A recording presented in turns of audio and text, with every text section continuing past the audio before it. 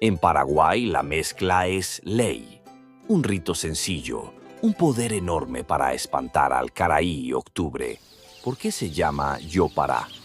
Yopará es una palabra guaraní que significa mezcla.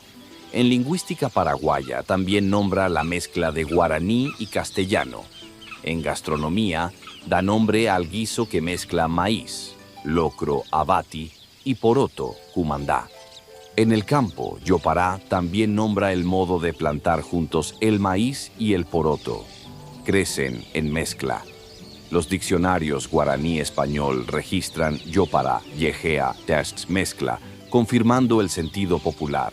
¿Cuál es la tradición del Yopará? Cada 1 de octubre, muchas familias paraguayas preparan y comparten un gran plato de Yopará para espantar al Caraí Octubre, un personaje del folclore. La tradición señala donde hay abundancia, no se queda. Esta costumbre está documentada por instituciones públicas y la prensa nacional. ¿Cómo se originó el nombre y el plato? El nombre se explica por su idea central: mezclar granos, legumbres, verduras, carnes, queso. Sobre el origen histórico del plato hay versiones complementarias.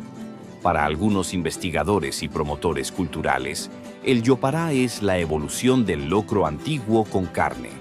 Más tarde, muchos hogares lo hicieron sin carne por razones de salud y economía.